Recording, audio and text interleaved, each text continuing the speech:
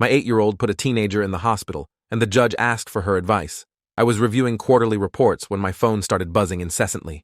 3 missed calls from Riverside Elementary in 2 minutes, followed by a text from Principal Hartwell that made my blood freeze. Come immediately. Police involved. Urgent situation with Zoe. I grabbed my keys and ran to the parking lot, my mind spinning through every possible scenario. Zoe was 8 years old, quiet, the kind of kid who spent recess reading instead of playing. She'd never been in trouble for anything more serious than talking during library time.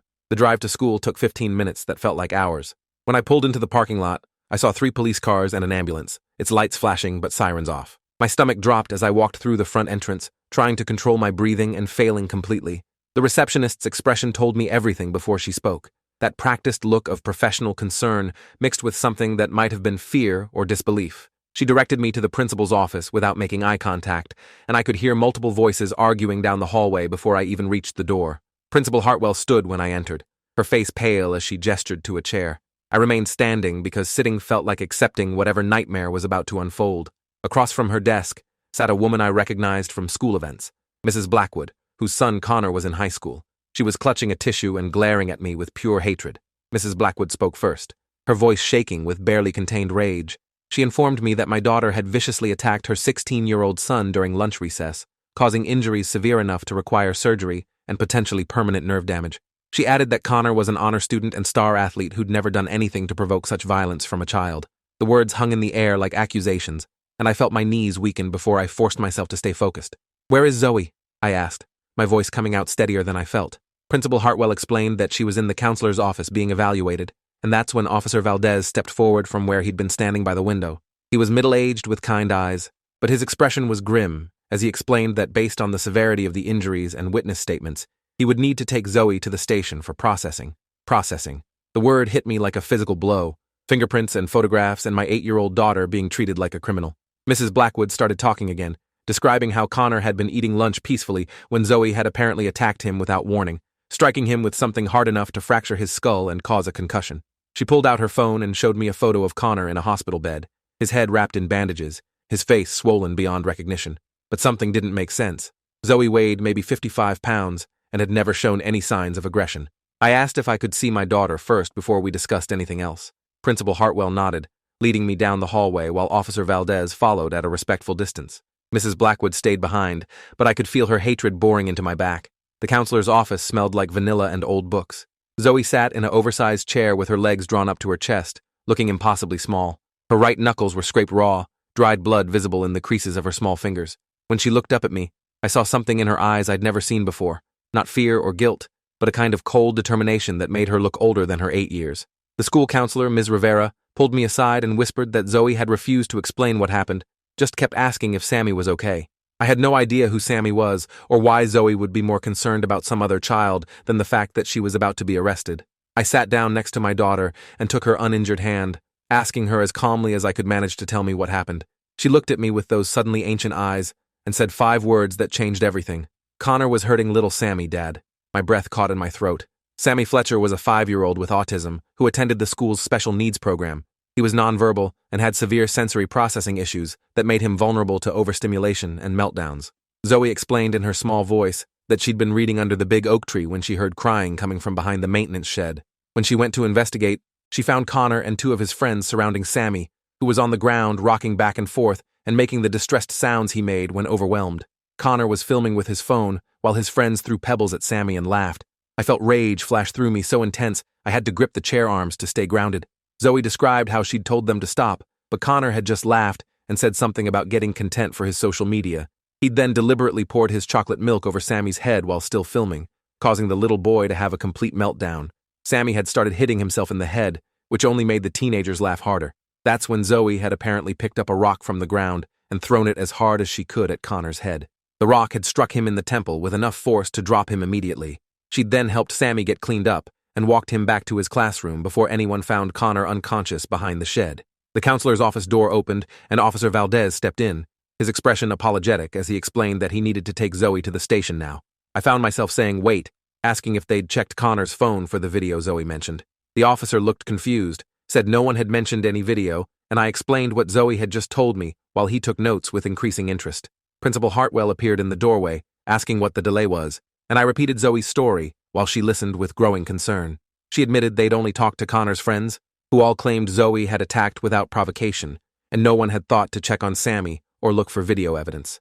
We walked back to the principal's office in tense silence. Mrs. Blackwood looked up expectantly when we entered, immediately demanding to know why there was a delay in processing the assault charges. I looked at her and asked as calmly as I could if she'd seen what her son had been doing before Zoe hit him. She said with absolute confidence that her son had been eating lunch peacefully until he was violently attacked by a disturbed child. Officer Valdez cleared his throat and asked if she would object to him reviewing the contents of Connor's phone, and the temperature in the room dropped noticeably. Mrs. Blackwood started to say something about privacy and warrants, but Principal Hartwell interrupted and said the school had the right to examine any electronic device involved in an incident on school property. They called Mrs. Blackwood's husband from the hospital. While we waited for him to arrive, Officer Valdez took statements from Sammy's teacher and aide, who confirmed that Sammy had returned to class covered in chocolate milk and highly agitated. The aide mentioned that when they'd tried to clean him up, he'd kept signing "Big Boys Mean" and "Zoe Help," which was unusual because Sammy rarely communicated about events. Mr. Blackwood arrived 30 minutes later, still wearing surgical scrubs from the hospital where he worked as an anesthesiologist.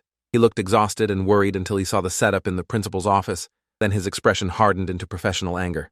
He demanded to know why his critically injured son was being treated like a suspect instead of a victim. Officer Valdez explained the allegations calmly, and Mr. Blackwood's face went through several expressions before settling on something that looked like dawning horror. He asked to speak with his wife privately, and they stepped into the hallway for a heated whispered conversation that we could hear through the thin walls. When they returned, Mrs. Blackwood looked like she'd aged a decade. Mr. Blackwood handed over Connor's phone without being asked again. Officer Valdez scrolled through it for less than a minute before his expression darkened significantly. He turned the screen toward Principal Hartwell without comment, and I watched her face transform from professional concern to genuine disgust. She covered her mouth with one hand as she finished viewing whatever was there. The officer asked if I wanted to see it, and I nodded, even though I already knew it was going to destroy me. The video was exactly what Zoe had described, but worse. Connor had been providing running commentary as he and his friends tormented Sammy, calling him a retard and making jokes about how easy it was to make him freak out. The footage showed them throwing things at the little boy while he rocked and cried, culminating in Connor pouring milk over his head while Sammy had a complete sensory meltdown.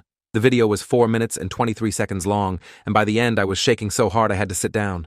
Connor had zoomed in on Sammy's face while he screamed and hit himself, adding text overlays that mocked his disability. The casual cruelty was breathtaking, and the worst part was hearing Connor and his friends laugh while a vulnerable child suffered. Officer Valdez turned to the Blackwoods and asked in a carefully neutral tone if they were aware their son had been systematically abusing a disabled child. The silence that followed was deafening. Mrs. Blackwood tried to recover, saying that boys will be boys, and maybe Connor had shown poor judgment, but that didn't justify attempted murder. I felt something snap inside me. I stood up and asked her in a voice I barely recognized as my own if she was seriously trying to minimize her son's deliberate torture of a nonverbal autistic 5-year-old. Her mouth opened and closed without sound. Mr. Blackwood had the grace to look ashamed, staring at the floor like he couldn't bear to meet anyone's eyes. I pressed my advantage by pointing out that the video showed clear evidence of disability hate crimes and systematic abuse. Officer Valdez added that depending on how the district attorney viewed it, there could be federal charges related to disability harassment and creating harmful content involving a minor. Suddenly, the Blackwoods were the ones looking worried. Principal Hartwell found her voice and said she would be recommending Connor's immediate expulsion and that the district would be reviewing all security footage to see if this was part of a pattern. The power dynamic in the room had shifted completely. Mrs. Blackwood began talking frantically about how Connor was a good kid who'd made a mistake, how he was planning to go to medical school, how this would ruin his entire future. Officer Valdez asked if I wanted to press charges against Connor for the assault on Sammy, and I looked at my daughter sitting there with her scraped knuckles and fierce eyes and said yes, absolutely. The Blackwoods started negotiating immediately. Mr. Blackwood offering to pay for Sammy's therapy, Mrs. Blackwood suggesting they could handle this privately without involving the legal system. I listened to them negotiate against themselves for a full minute before I interrupted and said the only thing I wanted was for them to drop all charges against Zoe and for Connor to be held accountable for what he'd done to Sammy. Mrs. Blackwood looked like she wanted to argue, but her husband was already nodding, seeing the writing on the wall. Any lawsuit would expose their son's behavior to public scrutiny and destroy his college prospects. Principal Hartwell said she would be contacting the district's legal team and recommended both families seek counseling for their children. The Blackwoods left quickly, their earlier righteous anger replaced by shame and panic. Officer Valdez stayed to take formal statements, explaining that the video evidence meant Zoe was unlikely to face any charges and that the district attorney would review everything to determine if action against Connor was warranted. He also mentioned that what Zoe had done would likely be classified as defense of another person, which was legally justified. We drove home in silence, Zoe cradling her injured hand. I kept glancing at her in the rearview mirror, trying to reconcile this fierce protector with the gentle child who cried over hurt animals. At home, she asked if she was in trouble, and I had to figure out how to explain that I was simultaneously proud of her for protecting Sammy and terrified by the violence she'd been capable of. That night, I called Sammy's parents to check on him. His mother, Maria, broke down crying when I told her what had happened. She said Sammy had been having nightmares for weeks, but couldn't communicate what was wrong. She'd noticed he'd become afraid of older boys and would have meltdowns whenever they went to public places with teenagers around. Now she understood why. The next morning, we drove to the police station to complete Officer Valdez's paperwork.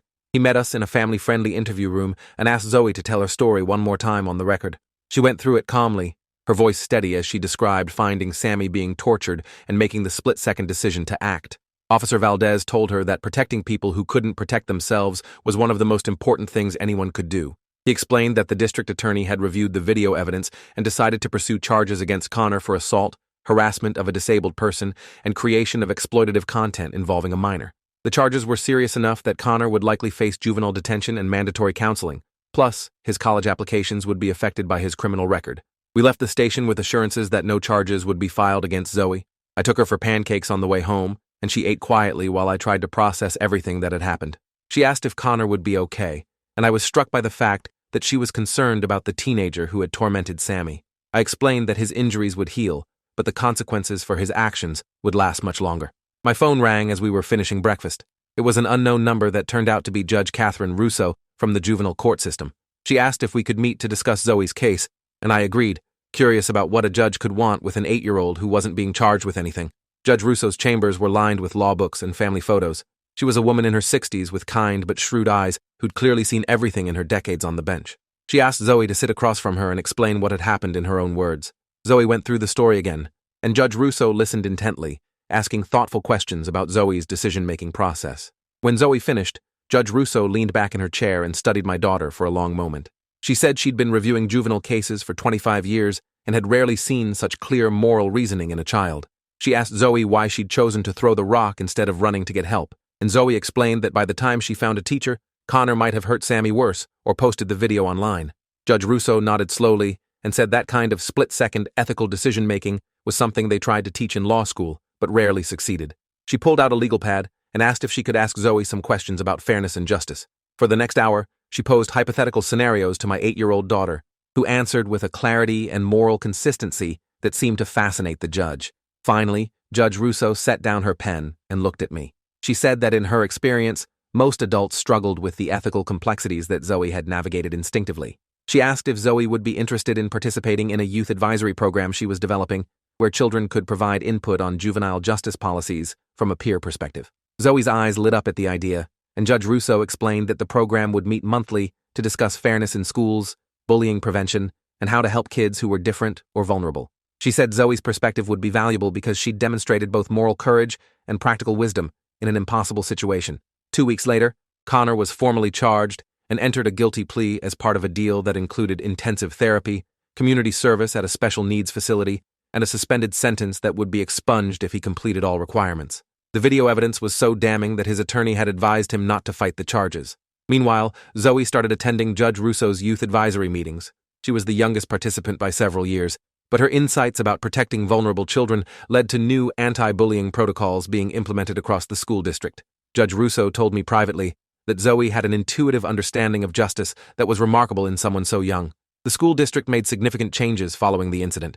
They implemented mandatory training on disability awareness, increased supervision of isolated areas, and created a peer support program where older students were trained to protect younger ones. Principal Hartwell personally apologized to our family and to Sammy's parents for the supervision failures that had allowed the abuse to continue undetected.